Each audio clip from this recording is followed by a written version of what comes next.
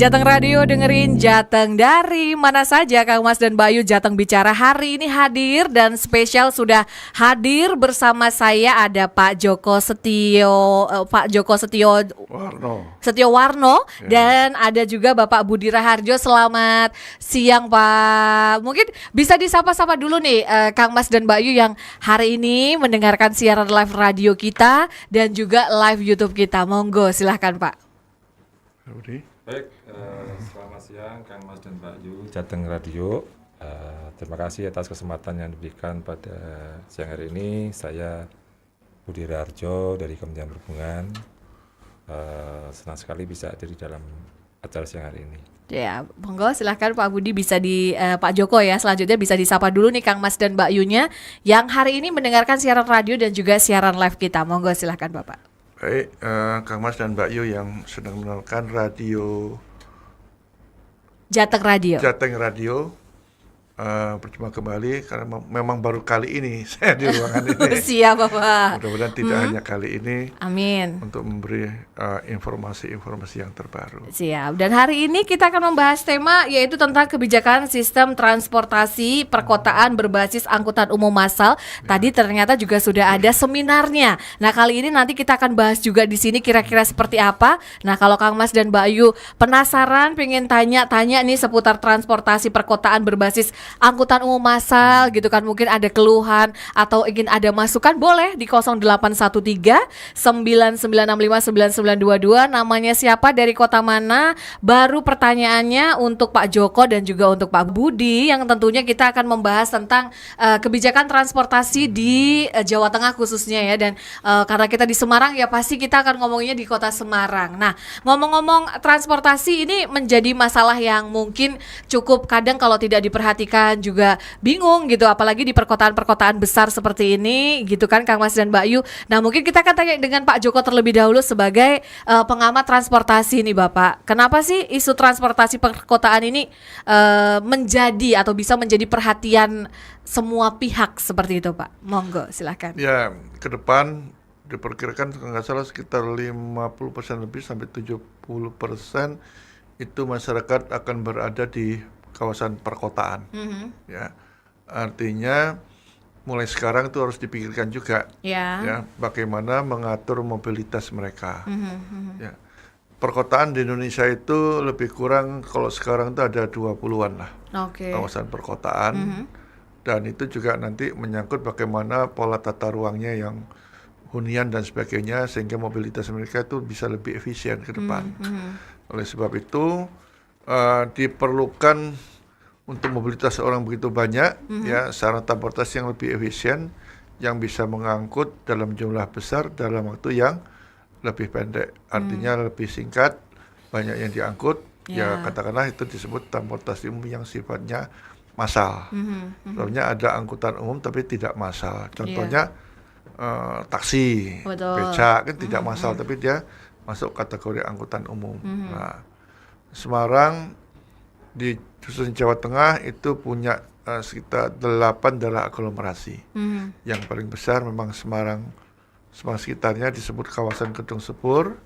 Kemudian ada lagi kawasan Sukowono Seraten, Solo Raya. Ya, kalau Solo Raya itu kalau nggak salah ada 8 kabupaten kota, kalau Kedung Sepur sekitar 6 atau 7 itu ya. Nah itu yang benar-benar dipikirkan. Dan itu juga Bappenas punya program khususnya Semarang ini sudah dipastikan seperti kota-kota 6 kota besar lainnya dia akan mendapatkan bantuan pembangunan public transport yang jalurnya khusus busway Jakarta itu. Tahun ini yang mulai dibangun itu di kota Medan dan di Bandung. Nah sebelum itu dibangun jalur khusus itu tentunya dua kota yang awal Medan dan Bandung juga sudah menyiapkan angkutan umum. Semarang jauh lebih lama. Kalau Medan tuh baru ada angkutan umumnya seperti Trans Semarang tuh tahun 2020 ya. Kalau Semarang sejak 2009 sudah ada Trans Semarang. Kemudian ada juga Trans Jateng gitu ya. Itu angkutan umum modern lah. Ya. Memang dulu sebelumnya Kota Semarang juga sudah pernah ada tahun-tahun Ya kalau dulu mungkin angkot bemo dan Iya. sebagainya. Damri itu namanya Damri dulu. muncul tahun Iya, 79 ketika betul. di Semarang daerah pinggiran mulai dibangun kawasan perumahan. Ada Perumnas Banyumane, Perumnas Sampangan, Iya. Perumnas Kerapia, Logosari, Pucang Gading. Ya, itu yang awal-awal tahun 80-an. Iya. Nah, Damri masuklah tahun 79 dengan tarif kalau nggak salah waktu itu 100 rupiah. Apa 25, 50. Iya, 50 rupiah ya zaman dulu ya. Ada bis tumpuk atau bis tingkat itu oh, ada.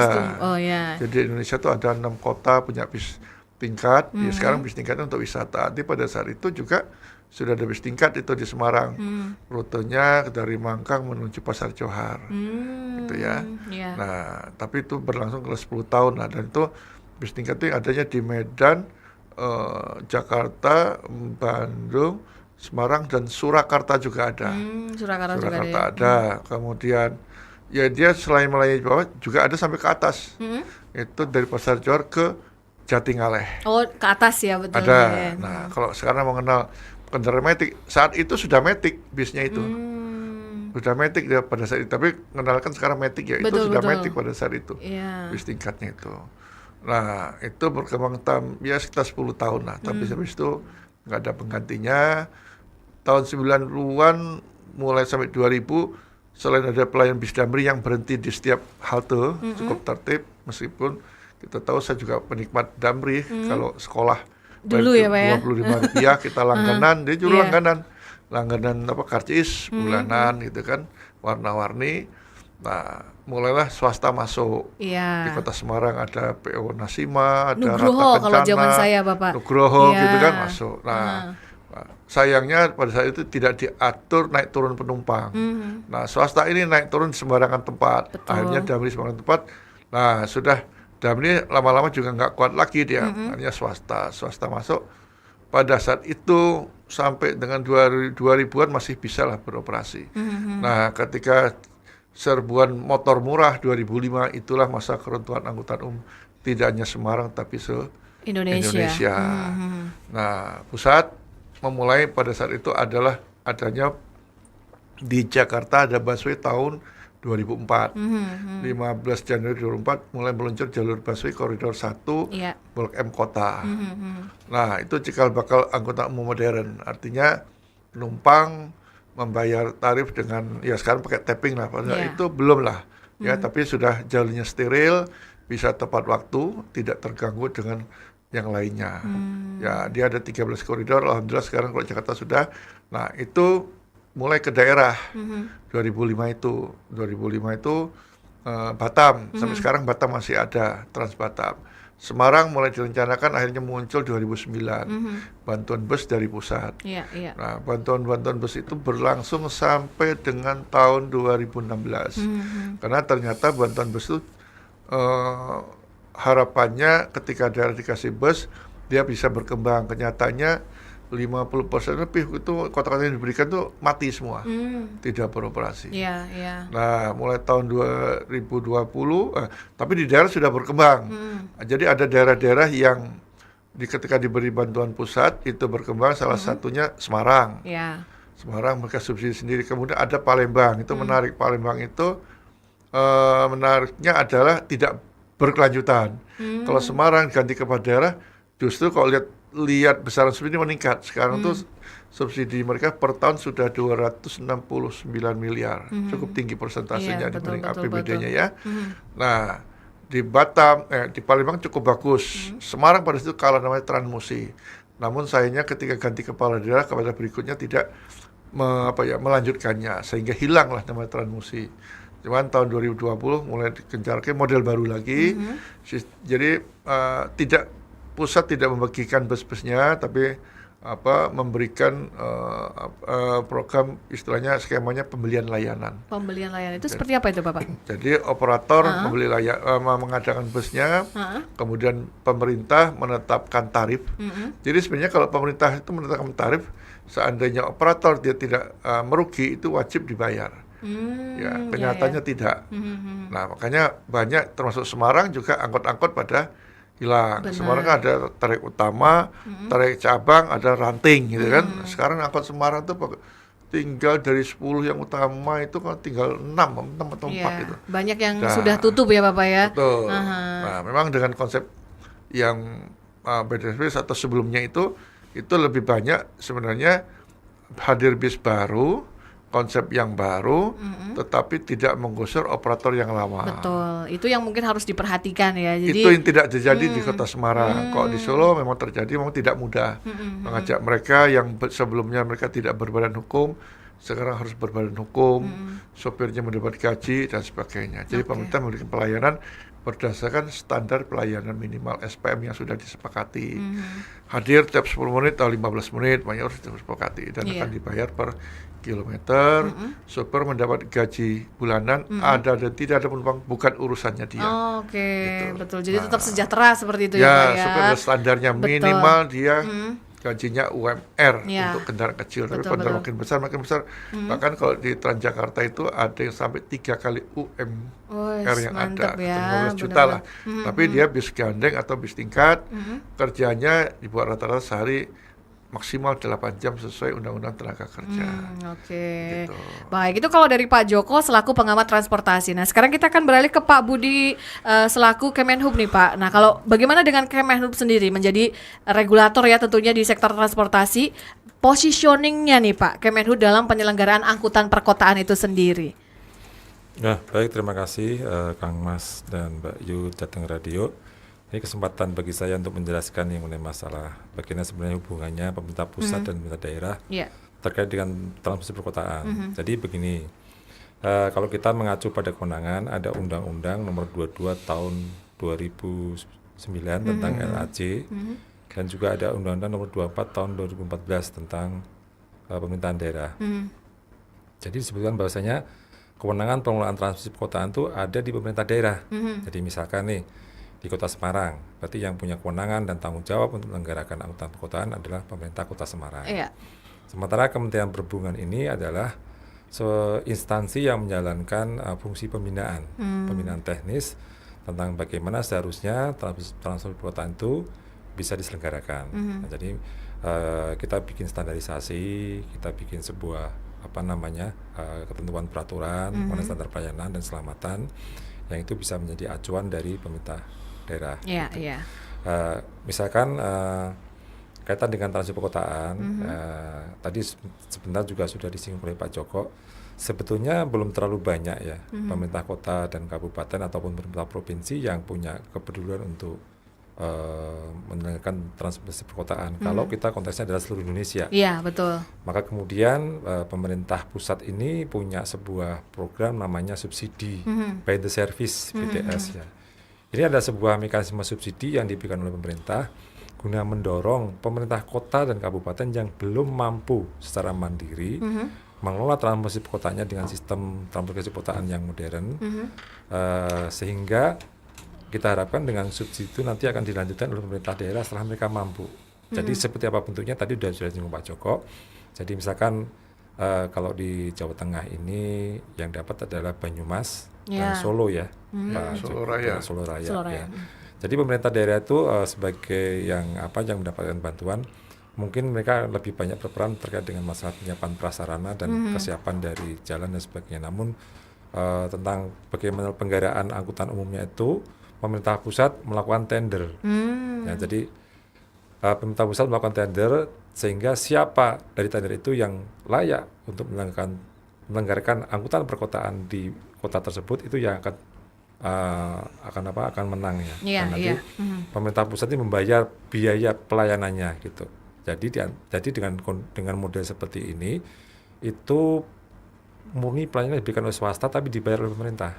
Sehingga keberlangsungan pelayanan itu akan jadi lebih baik. Karena ini menjadi sebuah koreksi ketika pada masa lalu ya, pemerintah itu juga berlaku sebagai operator. Ternyata kalau pemerintah sebagai operator itu tidak bisa bagus itu. Jadi kemudian dirubah jadi swasta yang menjalankan fungsi penuh sebagai operator, pemerintah tinggal bayar. Gitu. Jadi sekali lagi kita berharap, pemerintah pusat berharap semakin banyak pemerintah kota kabupaten untuk bisa memulai upaya untuk menyelenggarakan penataan transportasi perkotaan berbasis angkutan massal secara mandiri.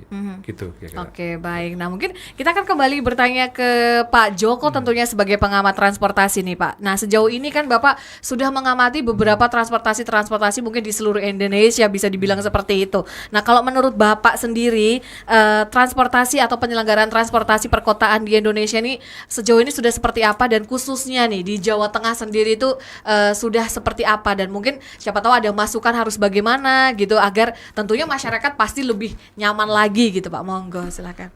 Ya, Indonesia itu memiliki 514 kabupaten dan kota. Kemudian ada 38 provinsi. Dari 514 kabupaten kota itu mulai 2020 itu ada model skema pembelian layanan. Dirjen Perhubungan Darat sampai hari ini baru 11 kota. Oke. Kemudian BPTJ karena dia wilayah Jabodetabek itu baru 3 kota. Total 16 kota selama hampir 5 tahun. Yang sebenarnya program ini mestinya itu sudah dimulai ketika Pak Jokowi memimpin jadi presiden. Karena waktu itu saya masih ingat Pak Jokowi itu pidato awal bulan Desember nggak salah di gedung DPR bahwa nanti akan ada program angkutan umum. Karena itu sesuai dengan kampanyenya di dalam rencana Renstra Perhubungan itu sudah cantum 32 kota, namun sampai 2019 itu tidak muncul gitu ya. Nah sekarang sampai akhir tahun alhamdulillah sudah total 14 kota, yang terakhir kemarin di darat itu Balikpapan City Trans. Oh, City Trans, oke. Ya, berbeda-beda. Kemudian kalau di Jabodetabek itu ada Trans Patriot, itu yang APBN. Yeah. Di luar APBN, Pemda berkreatif. Namun tidak begitu banyak, catatan kami menunjukkan sampai hari ini ada 20 Pemda. Oke. Bahkan itu karena sebut 20 karena ada yang sifatnya provinsi. Contoh Jawa Tengah, kan dia Transjateng. Betul, Transjateng. Ada yang di Semarang, ada di Solo, ada yang di Purbalingga. Yang penting dia lintas Transjateng ya. Tuh, sama juga provinsi yang lainnya DKI Jakarta, tapi kan dia provinsi kota. Ya. Provinsi lainnya itu aglomerasi juga Provinsi Gorontalo. Oke. Kemudian Provinsi Bali namanya Transarbagita. Ada pernah juga Trans Meminasata tapi oleh pusat karena lewat Damri ya tahun 2000-an berapa, tapi sekarang sudah nggak beroperasi lagi. Yang menarik ada APBD di Provinsi Aceh. Aceh kan darinya provinsi, dia melayani 2 kota, Kota Banda Aceh dan Kabupaten Aceh Besar. Sejak 2016 mereka menjalankan itu. Ada layanan bis dalam kampus juga. Jadi dalam kampus itu kan jalannya cukup luas tuh, cukup lebar lah, cukup untuk bis sedang di kampus-kampus Universitas Syah Kuala sama Universitas Islam Arandiri kalau saya nggak salah itu ya, yang Aceh. Itu ada layanan bis gratis. Tapi di sana bukan hanya di kampus, di luarnya pun bisnya gratis. Nah, ada historisnya juga, karena pemimpinnya dari GAM. Orang kami itu banyak lama di Swedia. Di Swedia layanan angkutannya bagus, makanya dia gratiskan sampai sekarang. Kalau mau disuruh bayar nggak mau, takutnya kalah kali kalau mau. Ya nggak apa-apa. Toh itu juga penggunaan APBD untuk masyarakatnya, ya. Nah itu yang 3 provinsi. Ada lagi sebenarnya Jawa Barat ini akan muncul. Selain Jawa Tengah juga ada Jawa Timur. Jawa Timur itu belajar dari Jawa Tengah. Mereka lebih unggul sekarang karena targetnya setahun 2 koridor. Jadi tahun ini ada 5 koridor melayani itu, ya hampir sama Transjateng. Sebelumnya Transjateng ada juga Trans DIY. DIY itu Trans Jogja. Trans Jogja. Ya, cuman nampaknya perkembangannya agak lambat. Ya padahal yang menggunakan sana itu banyak, makanya pusat ngasih lagi 3 koridor, tapi itu tidak berkembang cukup baik. Ya. Surabaya juga sama. Surabaya Transjatim berkembang pesat. Tetapi di perkotanya ada bis ada Wirawiri itu untuk feeder. Surabaya busnya yang dulu Bu Risma itu membuat pakai botol plastik itu loh. Nah, tapi kalau saya ke sana kan nggak bisa beli botol plastik. betul. Maksudnya baik untuk lingkungan, tapi kan nggak praktis. Penumpangnya sedikit, akhirnya sekarang dibuat seperti Transmarang lah, orang membayar, tapping dan sebagainya. Oke, Nah, baik. Jawa Tengah, Transmarang cukup menarik. Perkembangan subsidinya makin menanjak, bahkan target 2024 sekitar 169 miliar. Oh, 169 miliar. Kalau Oke. secara proporsional, selain Jakarta, Semarang nomor 1 yang paling tinggi. Wis Kalau mantep. Jakarta kan 80 triliun, Iya. bisa 5 triliun, kecil lah. Tapi Semarang dengan APBD-nya sekitar 5 triliun, dia mau mengisihkan sekitar 260 miliar untuk angkutan umum. Oke. Bayangin di Bodetabek, ada Kabupaten Bogor yang APBD 11 triliun, 2 kali kota Semarang, tidak 1 rupiah pun untuk angkutan umum. Oh, Nggak aduh. banyak tuh. Iya, iya, iya. Bogor, Tangerang, Bekasi, ya toh, kabupaten maupun kota di Bodetabek itu hanya 1 kota yang punya itu adalah Trans Ayo atau Tayo Kota Tangerang. Memang komitmen kepala daerah cukup bagus dan sekarang masih berjalan. Masih berjalan sampai dengan Masih sekarang ya, berjalan, Pak ya. terintegrasi juga dengan Transjakarta. Oke. Dan Transjakarta sudah berkembang, tidak hanya melayani Jakarta, Betul. tapi dia melayani sampai Bodetabek. Ada namanya Trans Jabodetabek, Iya. APBD DKI sama ini. Mungkin ke depan ada juga namanya Trans JR Connection. Oh, apa itu Bapak Jadi Rul? di dari kawasan perumahan di Bodetabek itu melayani pagi hari menuju ke pusat kota. Oh, Di pusat kota itu berhentinya kalau nggak di Blok M di Monas dengan tarif 25.000. Oke. Nah, bagi masyarakat kelas menengah, kelas mewah di Jakarta 25.000 itu kecil. Betul. Masalah mereka di atas 50 juta ya. Iya, iya. Bahkan kalau bawa mobil rata-rata habis 100.000. Itu cukup laris. Nah, Cukup itu terjangkau ya. dikembangkan terus di kawasan rumah mewah. BPTJ punya target memang semua kelas mewah tidak subsidi, tapi nantinya ada sekitar 1.400-an kawasan rumah menengah-menengah bawah harus dapat subsidi. Oh, oke. Karena kita kan berangkat dari rumah. Iya, Berarti dari rumah kita tidak sampai 500 meter sudah menemukan bus. Oh, Nah, oke. itu konsep yang dulu zaman Pak Harto tuh sudah benar tuh, ada bis masuk Banyumane, ada di Kerapia, ada ke Pucang Gading gitu Benar, kan, Damri benar. karena itu perumahannya grupnya Pak Ciputra lah. Iya. Kalau begitu. Ada yang ke Mangkang mana ke Boja. Terboyo ya, Ke Pak. Ya. Terboyo. Penggaron ya, Pak ya. Pada saat itu ya. Nah, itu tapi intinya pada saat itu adalah mesti yang dituju tuh pasar Iya. Johar. Iya. Sekarang sudah nggak laki. Iya, Sebenarnya kalau karena mau melakukan pasar Pasarnya Johar, pindah ya. buat aja judulnya Betul. pasar Johar. Nah, itu enggak apa-apa karena sekitar pasar Johar juga untuk bis berhenti juga punya lahan Iya, lah. betul. Ya mungkin harus merubah itu di kota Semarang. Tapi Iya. Semarang sudah ada 12 koridor, 8 koridor utama, 4 yang disebut dengan feeder. Nah, feeder Tapi betul. ada 1 yang untuk angkutan malam melayani sampai dengan terminal Mangkang. Ada oke. 1. Nah, ada juga ke bandara juga. betul. Nah, sekarang kita mau tanya dengan Pak Budi tentunya. Kalau Kemenhub sendiri pasti tidak akan mungkin, Pak. Butuh yang namanya kolaborasi ya, atau mungkin sinergi dengan yang lain. Mengapa sih harus seperti itu, Pak? Agar mereka juga bertanggung jawab atau seperti apa nih, Pak? Iya, jadi tentunya memang kalau kita bicara konteks transisi perkotaan, seperti tadi saya bilang memang itu kewenangan secara aturan perundangan ada di pemerintah daerah. Iya.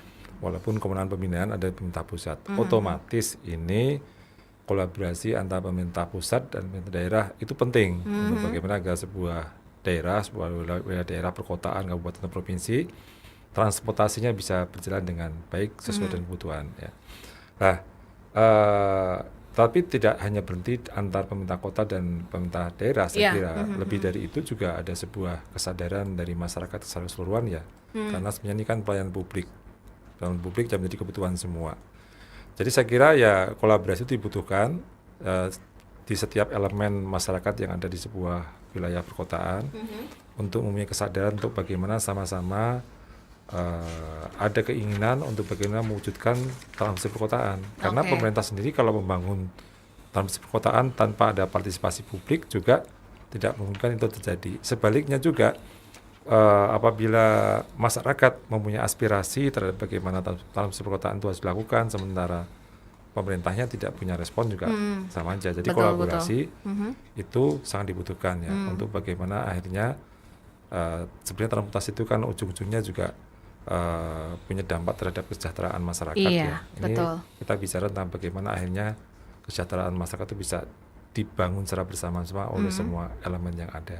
Oke, jadi kalau misalkan ya, itu tugas Kemenhub sendiri ya tidak mungkin ya Tidak Pak, karena kan mungkin, betul. juga luas juga dan Betul. nggak cuma di mungkin di Jawa Tengah atau di Jakarta saja, tapi kan dari Sabang sampai dengan Merauke Betul, ya. iya. Baik, kita mungkin akan mulai menjawab pertanyaan ini. Sepertinya banyak sekali masyarakat yang akan curhat nih ke Pak Budi dan juga Pak Joko tentunya. Yang pertama nih dari Sansan yang ada di Pedalangan, mungkin nggak Pak kota Semarang ini punya subway karena keren katanya, seperti kota-kota besar di negara-negara maju.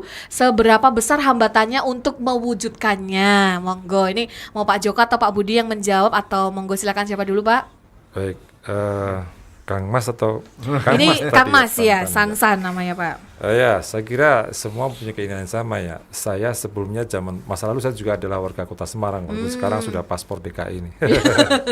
Paspornya DKI. Jadi gini, subway atau angkutan umum massal berbasis rel itu pasti menjadi sebuah dambaan buat warga kota ya, karena memang terkesan mewakili sebuah peradaban baru yang modern gitu.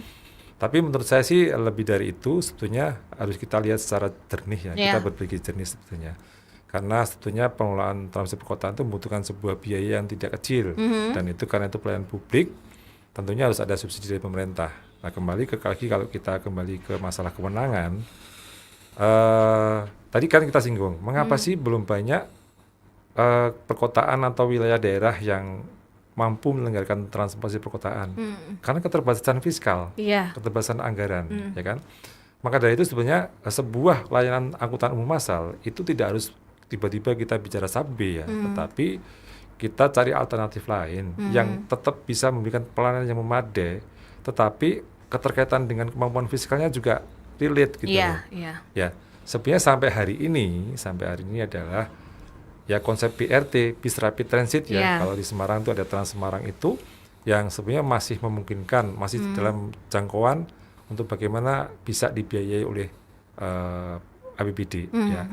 Tinggal kalau kita lihat contoh Semarang ya. Semarang tadi seperti dibilang Pak Joko sudah cukup besar goodwill dari pemerintah kota Semarang, mereka mau ya mengelontorkan subsidi 1 tahun 260 miliar. Itu bukan angka yang kecil loh itu. Dibanding APBD mereka yang hanya 5 sampai 6 triliun kalau tidak salah ya. Ya. Tinggal bagaimana meningkatkan kualitas Trans Semarang. Ya. Tadi kebetulan kita ada diskusi di seminar di Universitas Diponegoro ya. Dan juga disinggung mengenai masalah bagaimana sih pelayanan Trans Semarang itu. Dan tadi ada salah satu pembicara dari Kementerian Perhubungan yang memang pakarnya di situ, namanya Pak Tatan, dia dari Ditjen Perhubungan Darat. Dia mengatakan begini, di Semarang itu masih sangat bisa untuk meningkatkan kualitas pelayanan dengan anggaran segitu, gitu. Nah, jadi saya kira lebih baik kita fokus pada yang realistis dulu lah. Bagaimana Trans Semarang ini dengan pembiayaannya ada sekarang ditingkatkan kualitasnya pelayanannya sehingga menjadikan masyarakat akan tertarik untuk menggunakan itu. Suatu saat nanti, jika mungkin kondisi fiskalnya sudah sangat memungkinkan, bolehlah kita bermimpi yang lain untuk bisa subway dan sebagainya. Gitu. Siapa tahu nanti ke depan ya Pak ya bisa ini. Nah mungkin Pak Joko mau menambahin nih Pak, subway nih Pak, siapa tahu bisa terwujud ini di kota Semarang. Silakan. Iya, rencananya subway itu pernah ada juga.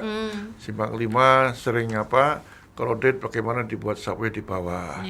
Tapi tentunya kemampuan APBD saya kira tidak mampu itu kan, biasanya lewat pusat. Tapi pusat PUPR dia juga lihat kepentingannya daerah mana saja yang perlu dibutuhkan, karena kita tahu masih banyak daerah Indonesia dibutuhkan katakanlah untuk membangun jembatan gantung. Belum lagi 40% jalan daerah Indonesia itu rusak. Jalan daerah, jalan kabupaten itu kondisi rusak, makanya ada impres jalan daerah. Itu untuk menuntaskan. Memang kalau jalan nasional, jalan provinsi tingkat kemantapannya sudah di atas 90%. Tapi jalan kabupaten kalau di Jawa mungkin berlubang, kalau luar Jawa itu sudah berkubang. Berkubang berganti lah ya. Namun kita masih bisa dari mobilitas itu biar mengangkut jumlah banyak, ya angkutan umumnya yang berbasis darat dulu lah. Memang ada usulan Semarang membuat bangun tram, bangun otonomus ya. Tram mungkin dulu penduduk Semarang masih sedikit. Kan pernah ada tuh tramnya tuh dari Jomblang misalnya.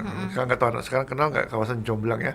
Pasar Petarung ke atas itu terus menyusuri Jalan Mataram, kok sekarang jalan apa? MT Haryono. MT itu Haryono. Kan? Ke Jurnatan itu Jalan Sudirman, ada Kauman, masuk Jalan Bojong itu Jalan Pemuda, terus berakhir di Banjir Kanal Barat, itu di depan LP Wanita Bulu. Oh, oke. Itu pernah ada, tetapi itu sebelum Indonesia Merdeka sudah ditutup.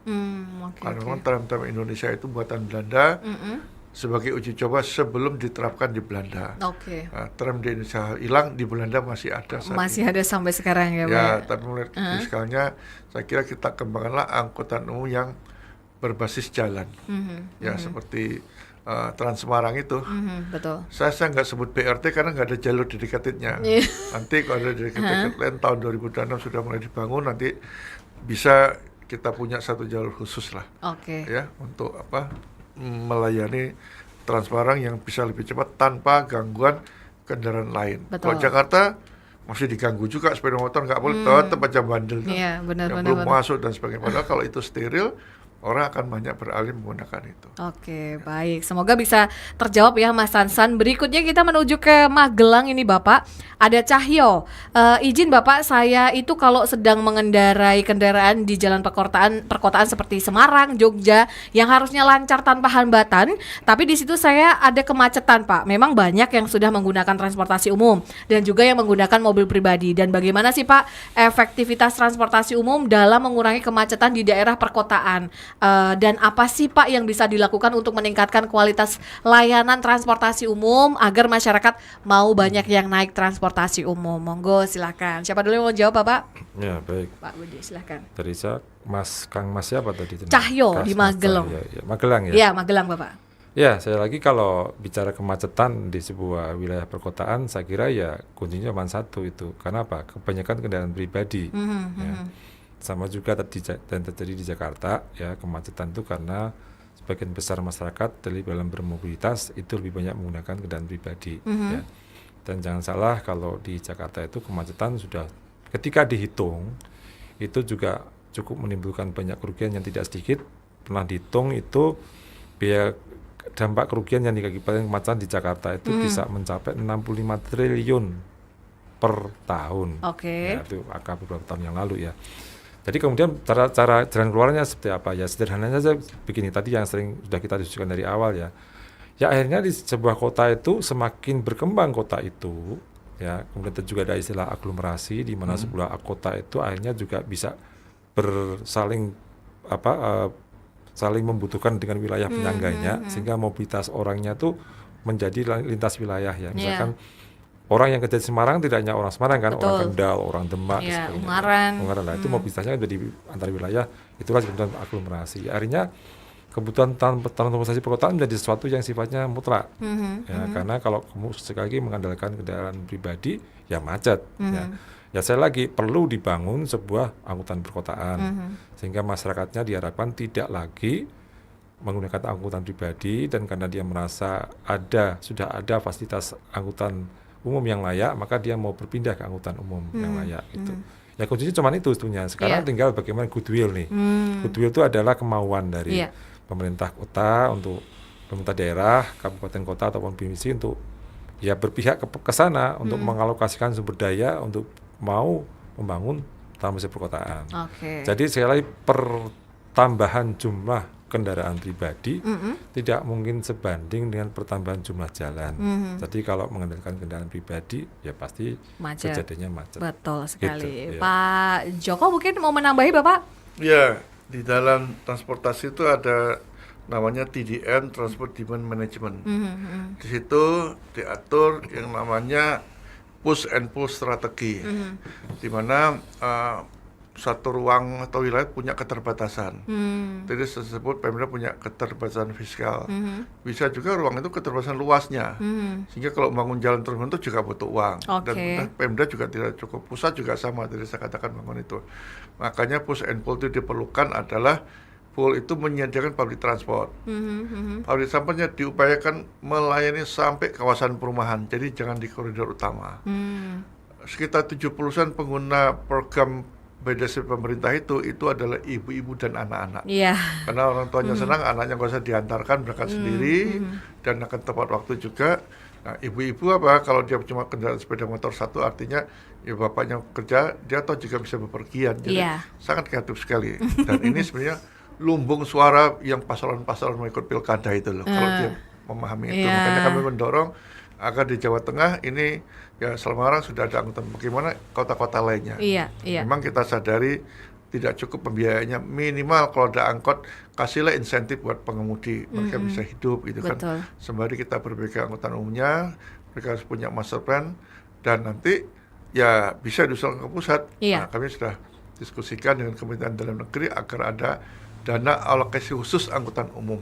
Kalau kereta, kapal laut sudah ada, tapi di bawah di banyak Kementerian Keuangan untuk membantu daerah-daerah yang sudah menyelenggarakan angkutan umum tadi. Iya. Ya, itu jauh lebih murah, lebih efisien lah. Siap. Seperti itu ya Mas Cahyo yang ada di Magelang ya. Berikutnya kita akan menuju ke Mbak Vina nih Pak. Ngomongin transportasi nggak bisa lepas dari ngomongin kemacetan, apalagi di daerah perkotaan. Bahkan di negara maju pun ada kemacetan. Setidaknya saya lihat di film-film katanya seperti itu. Nah, gimana sih menurut Bapak nih kriteria kemacetan yang dinilai wajar di daerah perkotaan? Monggo silakan Pak Budi dulu. Contohnya film ya nih.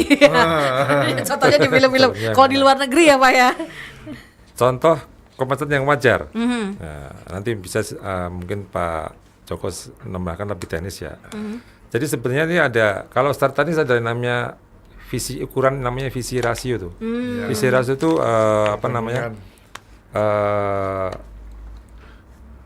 volume berbanding kapasitas ya Pak ya. Jadi volume jalan berbanding kapasitas. Jadi kalau yang namanya visi rasio itu mencapai hampir 0,75 lebih ya Pak. 0,75 lebih itu sudah tidak layak lagi. Ya. Kalau satu udah nggak bergerak. Kalau satu udah nggak bergerak. Udah parkir di jalan. Iya, betul. Nah kalau kita melihat realitas yang ada di lapangan ya, kalau saya tidak terlalu tahu di Semarang karena udah lama nggak lihat Semarang ya. Kalau Jakarta pada waktu jam tertentu memang itu kemacetan cukup parah ya. Sehingga ada hal yang agak mungkin teman-teman yang ada di Semarang itu belum bisa membayangkan. Misalkan begini, jarak yang mungkin seperti misalnya saya tinggal di Jakarta Barat, kantor saya di Jakarta Pusat. Kalau tidak macet itu cukup 25 menit sampai. Tetapi jika kondisi macet itu bisa sampai 1 jam. Nah, ya itulah yang disebut dengan kondisi macet yang hanya membuat kita menjadi rugi karena waktu dan juga rugi karena BBM dan sebagainya. Nah, saya lagi kalau yang namanya kondisi wajar itu ya di bawah 0,75 visi rasio. Tapi contoh konkretnya ya mungkin ya kalau tidak salah begini. Waktu tempuh yang wajar di dalam angkutan perkotaan itu maksimal adalah 40 menit dari satu titik ke titik lain. Iya. Gitu ya Pak Joko tidak salah ya. Itu maksimal. Jadi kecepatan perjalanannya di perkotaan itu 40 km per jam. 45 km per jam ya. Kalau sekarang mungkin 50 lah, 40 sampai 50 range-nya gitu ya. Kalau dia lancar ya berarti sepanjang perjalanan seperti itu ya dikatakan lancar. Selain tadi perhitungan secara teknisnya visi rasio volume antara dengan kapasitas jalan. Di Semarang lihat kondisinya. Kalau kondisi pagi dan sore jelas ini sudah terutama ke wilayah timur ya, mungkin timur. Tadi pagi juga ada berita yang hampir tidak bisa jalan Pak jalannya. Bisa, karena tadi kawasan perumahan kita tuh di timur banyak sekali menyebar, di selatan, di bagian barat, di utara laut udah nggak lagi ya. Nah itu yang dipikirkan bagaimana ada 112 perumahan di Semarang itu semuanya sudah layanan angkutan umum. Kalau ada kan berarti mereka mau beralih. Ya disediakan itu bisa bentuknya ya mungkin operasional pada jam tertentu, ada yang ke tengah ke pusat kota dan sebagainya, itu masalah operasi lah. Tapi harus disediakan jika ingin Semarang itu tidak seperti Semarang sekarang ini. Coba aja lihat kalau ke Semarang Timur, karena mereka bawa mobil dan saya karena kebetulan rumah saya di Semarang Timur perbatasan jadi paham itu satu ruas macet tapi ketika ini sudah berkurang dia belok kanan masuk lagi belok dan sebagainya. Nah ini yang menjadi PR untuk kota Semarang. Ya selain itu juga nanti ada pembatasan. Kalau di Solo itu pembatasannya itu modelnya gini, salah satunya dia kontraflow. Solo kan ada satu ruas yang Jalan Sambar Iyadi itu satu arah. Tetapi untuk angkutan umum boleh dua arah. Nah, masyarakat senang. Kalau dia bawa kendaraan pribadi, muternya jauh sekali, lebih lama. Tapi kalau dia angkutan umum berarti Solo Trans, lebih cepat. Iya. Itu Jalan Sambar Iyadi. Oke. Ya, pendampingan dengan jalur kereta antara Solo Wonogiri. Nah, itu per kota masih ada, cuma itu aja. Iya. Yang Seperti di itu ya luar Pak ya. Jakarta KRL ya. Iya, oke. Baik, satu pertanyaan yang sepertinya akan bisa kita jawab karena durasi juga nih Bapak, ada Kori yang ada di Semarang. Apakah ada kebijakan transportasi umum di kota-kota besar nih yang dapat diintegrasikan dengan pembangunan kota yang berkelanjutan?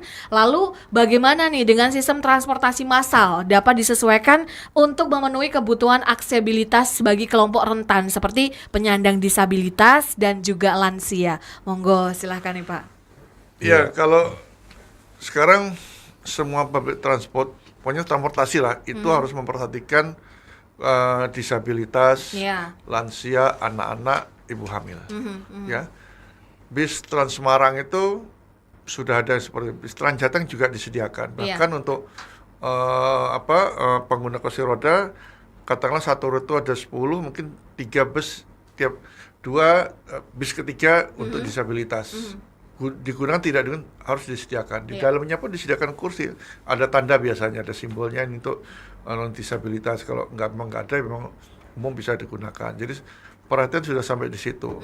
Tambah lagi kok Jakarta lebih rumit lagi, ya stasiun dan sebagainya. Cuman saya kira Semarang juga butuh civil society yang lebih kuat. Jakarta tuh bagus karena sering jadi cerewet oleh penggunanya. Mereka banyak kelompok-kelompok komunitas ya. Ada namanya bis kota tuh apa tuh namanya? Ada Bismania gitu-gitu Bismania ya Pak. antar kota. Biasanya di luar kota itu ada yang penggemar KRL mania, Perute dan sebagainya. Ada pengguna Transjakarta juga ada, dan mereka memang itu sebagai corong dari pemerintah atau operator untuk mengamati pola perjalanan tadi, pulang dan sebagainya. Justru masukan cukup baik. Betul. Nah, itulah yang saya lihat. Jakarta kota yang sudah public transport sudah cukup baik, dia sudah bisa mengcover 89,5% wilayahnya. Semarang belum sampai seperti itu. Belum sampai ya Pak ya. Jadi Jakarta sudah standar internasional sudah sama. Cuman tadi belum bisa beralih ke angkutan umum karena predator adalah sepeda motor kita. Sepeda motor itu jadi persoalan. Ini urusan politis lah untuk sepeda motor. Tapi setidaknya pemerintah daerah sudah mengupayakan dan dia memang tidak bisa bekerja sendiri mengatasi kemacetan. Perlu Kementerian SDM, umpamanya Semarang. Kota Semarang sudah mengcover 80%, kalau sebab itu motor dan mobil tidak kasih BBM subsidi. Kan mikir kan dia. Kan aja dia pakai gitu kan. Tapi saran sediakan dulu layanan public transport sampai kawasan hunian perumahan. Baik. Mungkin Pak Budi mau menambahkan ini Bapak, monggo silakan. Ya, jadi Kang Mas tadi yang bertanya siapa tadi Kang Mas? Namanya itu Mbak Yu, Mbak Yu. Mbak Yu ini namanya udah paham soal transportasi, kayaknya ngetes ini. Iya. Tadi saya kira begini ya, kalau transportasi inklusif ya, transportasi yang mengakomodir saudara-saudara kita yang punya disabilitas dan sebagainya, itu sebenarnya sudah menjadi standar pelayanan minimal terkait dengan angkutan umum. Jadi otomatis setiap penyelenggaraan angkutan umum yang dilakukan oleh pemerintah itu harus memenuhi standar itu. Tadi sudah diceritakan banyak oleh Pak Joko nih, kalau di Jakarta itu sudah sangat mengakomodir itu ya. Jakarta itu sudah sangat mengakomodir, dan itu golongan saudara-saudara kita yang mengalami disabilitas itu sudah cukup terakomodir. Walaupun tentunya kalau kita bandingkan dengan kondisi yang ada di luar negeri sana mungkin belum setara, tapi sudah sangat banyak kemajuan di Jakarta. Kemudian kalau tadi pertanyaan satunya lagi mengenai masalah apa tadi ya tadi? Sebentar Bapak, saya cek dulu. Pembangunan transportasi dikaitkan dengan masalah pembangunan apa tadi? Sebentar, saya cek dulu tata ruang atau apa gitu? Kota berkelanjutan. Iya.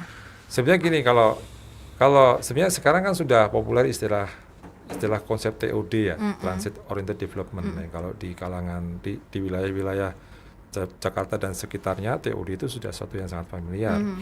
Artinya pengembangan sebuah wilayah itu selalu harus mengakomodir pemanfaatan angkutan umum massal semaksimal mungkin, dan juga pemanfaatan non motorized transportation, sehingga ini konteksnya adalah berkelanjutan. Ya, jadi gini, sebuah wilayah harus dikembangkan sehingga nanti mobilitas orangnya itu nanti akan banyak menggunakan angkutan umum massal atau non motorized itu berjalan kaki dan bersepeda.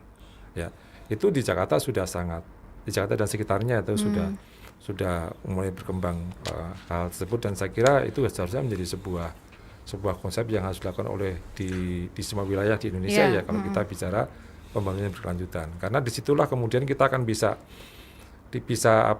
berharap kita ini akan bisa banyak memanfaatkan angkutan umum dan berjalan kaki. Ya, ini satu hal yang mungkin sering banyak dilupakan ya. Sebetulnya kalau kita bicara angkutan umum itu selalu identik dengan juga non-motorized transportation atau berjalan kaki dan menggunakan sepeda. Di Jakarta itu kita lihat kalau sekarang ya, sekian tahun yang lalu mungkin belum. Sekarang itu trotoar sudah gede-gede, ya kan? Kalau kita bicara di wilayah Duku Atas yang katanya wilayah yang paling ideal disebut dengan TOD, itu orang banyak mudah beraktivitas dengan menggunakan angkutan umum dan berjalan kaki. Jadi mau ke sana kemari itu sudah, mau misalkan keluar kantor mau makan siang kemana, naik angkutan ada apa aja ada di situ nih, ada LRT, ada MRT dan sebagainya, udah bisa kemudian berjalan kaki juga dengan mudah dilakukan. Nah, konsep-konsep itu yang memang harusnya dikembangkan di semua wilayah yang ada di Indonesia, karena mengingat tadi disebut Pak Joko ya. Jadi gini, sekarang ini orang tinggal di kota sudah 52% data BPS ya. Dan nanti diperkirakan, BPS juga memperkirakan tahun 2035 itu sudah 66% tambah ya Pak orang tinggal di kota. Nanti kalau kita nggak mikir yang tadi itu akan terjadi masalah rumit di perkotaan dan akan mengganggu kesejahteraan masyarakat kota sendiri. Ya. Jadi Jakarta masa lalu, Jakarta beberapa tahun yang lalu yang masih crowded itu jangan kemudian berpindah ke tempat yang lain gitu ya, karena itu akan menimbulkan banyak kerugian. Iya, gitu. Betul. Seperti itu ya. Semoga sudah menjawab ya Kori yang ada di Semarang. Baik, karena waktu juga yang memisahkan kita, mungkin terakhir yang akan disampaikan untuk Kang Mas dan Mbak Yu yang mendengarkan live radio dan juga live YouTube kita, mungkin dari Pak Budi dulu, monggo silahkan Pak. Baik, Kang Mas dan Mbak Yu Jateng Radio, saya kesempatan ini ingin mengajak untuk teman-teman semua untuk punya kesadaran terhadap keberpihakan untuk menggunakan angkutan umum. Jadi seandainya di wilayahnya masing-masing itu belum terselenggara dengan baik, ya Mbak Yu dan Kang Mas itu punya hak sebagai warga negara untuk meminta kepada pemerintah daerahnya agar menggarakan angkutan umum. Ya. Nah, nanti ini kan ada pilkada nih. Iya, betul. Pilkada. Ya, ini kalau pilihlah mereka yang punya agenda kebijakan untuk pemberian angkutan umum. Nah, gitu. itu dia. Nah, ini kita juga udah dorong-dorong nih semua calon kepala daerah agar punya agenda untuk. Tapi kira-kira ada nggak Pak? Ya, saya kira tergantung dari proses ini ya. Gini, kita tuh masyarakat sipil itu harus punya hak untuk menuntut. Kalau masyarakat sipil itu mau menuntut, itu suatu saat itu akan menjadi agenda politik dari politikus. Ya. Ini bisa juga disuarakan dari beberapa kalangan seperti universitas. Ya. Maka tadi kita ke Undip itu juga mendorong, Undip itu bantulah masyarakat untuk bagaimana mereka bisa memperoleh haknya tentang angkutan umum. Jadi tuntutlah itu menjadi sebuah hak warga negara mendapatkan angkutan umum. Terus sambil berjalan juga kita harus punya kesadaran untuk mengurangi kendaraan pribadi ya. Sebenarnya bisa. Ya. Saya tuh sampai hari ini nggak punya motor loh. Sampai hari ini ya Pak ya. Dan jadi, tadi bercerita juga begini, 11 tahun ya Pak. Nah, saya ke Alfamart terdekat itu 500 meter saya jalan kaki. Jalan kaki, betul. Itu kan bisa kita lakukan kan, sebetulnya kan. Ya itu yang kita harus punya kesadaran seperti itu, karena sebenarnya masalah transportasi ini masalah bersama yang berkaitan dengan keberlanjutan. Kalau kita terlalu banyak menggunakan hal-hal yang sifatnya negatif, terutama penggunaan transportasi pribadi itu kalau berlebihan kan punya dampak negatif ya, polusi, polusi dan sebagainya, itu juga akan membawa dampak pada anak cucu kita. Betul. Nah, kalau kita bisa berhemat sekarang nih, itu bisa juga dampak positif buat anak cucu kita. Nah, sekarang itu tadi, mari kita kembangkan sikap kita untuk bagaimana mudah angkutan umum dan juga mengurangi kendaraan pribadi. Oke, baik. Mungkin dari Pak Joko, monggo silahkan Pak. Ya. Indonesia itu ketersediaan BBM-nya makin menipis, cadangannya juga tidak begitu banyak, diperkirakan 20 tahun lagi juga akan habis. Meskipun sekarang sudah ada kendaraan listrik, tapi itu kan belum tentu bisa menjamin keberlanjutan yang lebih baik tanpa ada peran serta masyarakat untuk lebih banyak menggunakan angkutan umum. Ya. Karena kalau penggunaan angkutan umum lebih banyak, itu berarti penggunaan ruangnya lebih efisien, lebih efektif. Dan juga kalau mau berjalan kaki itu kan lebih sehat lah, terlepas dari Semarang panas dan tidak, toh Singapura juga panas. Betul. Tapi ini tugas pemerintah daerah bagaimana orang-orang berjalan kaki itu fasilitas bagaimana dibuat peneduh sehingga dingin. Ya, Ini sama dengan Pak Budi, ini mumpung pilkada, memang Kota Semarang saya lihat visi misi pasangan calon pemimpin Semarang dan termasuk Jawa Tengah, mereka sudah punya program atau agenda untuk angkutan umumnya. Karena Jawa Tengah jelas sudah 7 koridor, masih butuh sekitar ya 30-an lah. Silakan nanti siapa yang mau banyak-banyakan ya. Nah, daerah-daerah juga sudah mulailah minimal ya angkot-angkot yang ada mendapat insentif dari pemerintah daerah, itu yang batas minimal, seperti hal sudah dilakukan di Kabupaten Semarang dan mungkin di banyak kota. Di pilkada pilihlah kepala daerah yang punya agenda angkutan umum, sehingga itu nanti ya kita capai Indonesia emasnya benar-benar terwujud 2045. Oke, amin, amin, amin ya. Baik, kalau begitu terima kasih untuk Bapak Joko Setiawarno selaku pengamat transportasi dan juga Bapak Budi Raharjo dari Kemenhub, tentunya yang sudah hadir di sini di Jateng Bicara ngobrol-ngobrol dan sharing berbagi informasi untuk Kang Mas dan Mbak Yu. Kalau begitu kita harus undur diri dari Jateng Bicara, Bapak. Mohon maaf kalau ada salah-salah kata di Kang Mas dan Mbak Yu, dan selamat sore. Wassalamualaikum warahmatullahi wabarakatuh. Waalaikumsalam warahmatullahi wabarakatuh.